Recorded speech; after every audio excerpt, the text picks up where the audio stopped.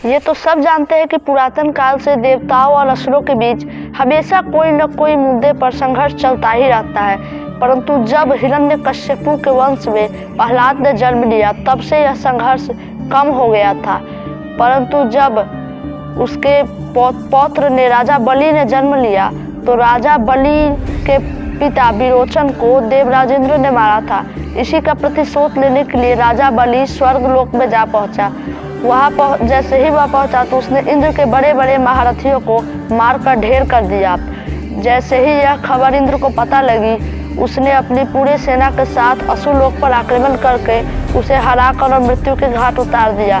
परंतु शुक्राचार्य ने उसे अपने संजीवनी मंत्र से जीवित कर दिया। इस सब को देखते हुए शुक्राचार्य और राजा बलि ने बहुत सारे यज्ञ की और यज्ञ से शक्ति प्राप्ति की।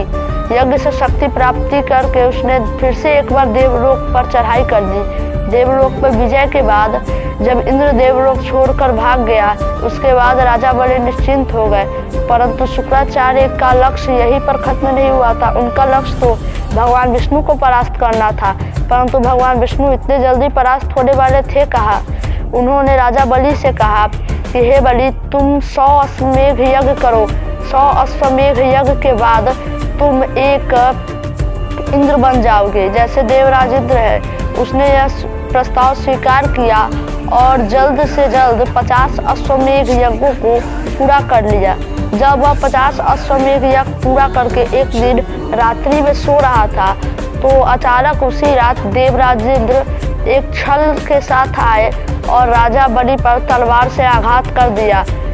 जैसे ही उन्हें तलवार लगने ही वाला था एक महान शक्ति आई और उनकी रक्षा करने लगी। जब देवराज इंद्र ने अपने पूरी शक्ति से पता लगाया कि ये कौन सी शक्ति है, उन्हें पता लगा कि ये बलि के इतने सारे 50 अश्वमेघ यज्ञ की शक्ति है। उन्हें जैसे ही ये पता लगा तो वह डर गए कि इतने सारे यज्ञों की शक्ति से मैं जीत ही नहीं सकता, मेरा जीतना असंभव है। इसलिए वह वहाँ से भाग गए। कुछ ही दिनों में उसने 90 अश्वमेघ यज्ञ पूर्ण कर लिए। फिर वह सत्यलोक में इंद्रदेव गए और ब्रह्मा जी से बोले कि हे ब्रह्मदेव, उसने तो 90 अश्वमेघ यज्ञ पूरे कर लिए हैं। अगर वह इंद्र बन गया 100 अश्वमेघ पूर्ण करके तो मेरा क्या होगा। ब्रह्मदेव ने बोला कि इसका समाधान केवल शिव ही कर सकते हैं। वह भगवान शिव के पास गया और शिव ने उससे बोला कि यज्ञ का काट केवल यज्ञ ही कर सकता है। कुछ दिनों पश्चात वह वन में गया और वन में यज्ञ करना शुरू कर दिया। परंतु जब इसकी खबर शुक्राचार्य को लगी तो शुक्राचार्य ने कहा कि हे बलि, अश्वमेघ यज्ञ तो इंद्र भी कर रहा है, सो तू अपने किसी दैत्य को वह यज्ञ भ्रष्ट करने को भेजो। जैसे ही एक दैत्य वहां गया तो एक सुरक्षा कवच का निर्माण हो गया और भगवान विष्णु उस सुरक्षा कवच के माध्यम से उसकी रक्षा करने लगे। परंतु उस असुर ने बलि का नाम लेते हुए अपने शीश को काट कर और सुरक्षा कवच पर फेंक दिया। भगवान विष्णु ने ऐसे गंदे चीज को अपने तरफ आते हुए देखकर उन्होंने अपना कवच पीछे ले लिया और वह शीश जाकर यज्ञ में गिरा। जैसे ही वह जाकर यज्ञ में गिरा यज्ञ से धुआं निकलने लगा और यज्ञ भ्रष्ट हो गया। जब 99 अश्वमेघ यज्ञ पूर्ण हो गए तो एक दिन सभी देवी देवता ब्रह्मा तथा शिव झील सागर में गए। झील सागर में जाने के बाद उन्होंने देखा कि भगवान विष्णु निद्रा में है। फिर वो सब वहाँ से लौट आए। कुछ दिनों बाद जब गए तो उन्होंने भगवान विष्णु से कहा कि हे प्रभु, आपने तो हमेशा हमारी रक्षा की है, इस बार भी आप ही हमारी रक्षा करेंगे। इतना कुछ सुनकर भगवान विष्णु ने कहा कि मैंने 4 अवतार तो पहले ही ले लिए, मैं 5वां अवतार वामन का लूँगा और तुम सभी की रक्षा करूँगा। कुछ दिनों पश्चात उन्होंने महर्षि कश्यप के घर में वामन अवतार लेकर जन्म लिया। जैसे ही उन्होंने जन्म लिया पूरे सृष्टि पर भूकंप आने लगी। उसके बाद भगवान ब्रह्मा ने भूकंप को शांत करते हुए वहां गए और वामन अवतार को एक कमंडल भेंट किया। इसी तरह भगवान शिव ने त्रिशूल भेंट किया।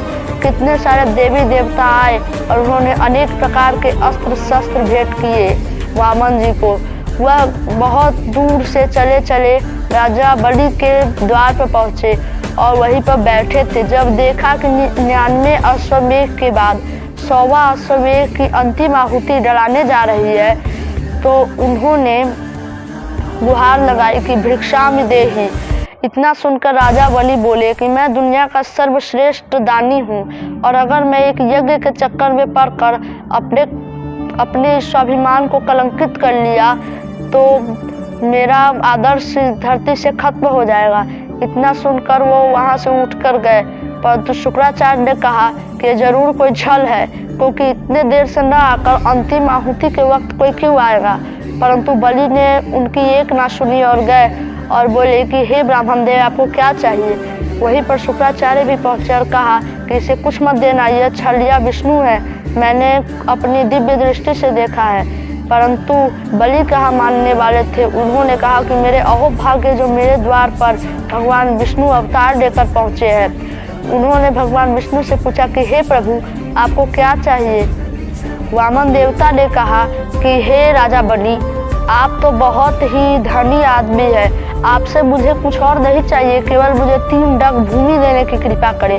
उन्होंने कहा कि केवल 3 डग भूमि मेरे लिए एक तिनके के समान है, आप एक सागर से एक छोटी सी बूंद मांगने पहुंच पड़े, आपको तो खुद पर धिक्कार होना चाहिए। अहंकारी बलि ने जैसे ही ऐसा कहा, भगवान वामन को क्रोध आ गया और उन्होंने कहा कि ठीक है, आप मुझे 3 डग भूमि तो देकर दिखाओ।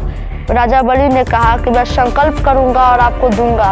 उन्होंने जैसे ही संकल्प करने के लिए अपने लोटे से जल निकालना चाहा, तथा उसी समय शुक्राचार्य गए और एक तिनके का रूप धारण करके उसमें जाकर अटक गए।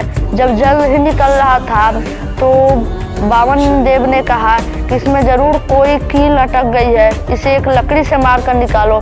जैसे ही बलि ने लकड़ी से उसे मार कर निकाला तो शुक्राचार्य के आंख में लकड़ी लग गई और उसके आंख फूट गई। वह दौड़ा दौड़ा नदी में गया और उसने वहां प्रतिज्ञा की, मैं आज से असुरों का गुरु का पद त्याग करता हूँ।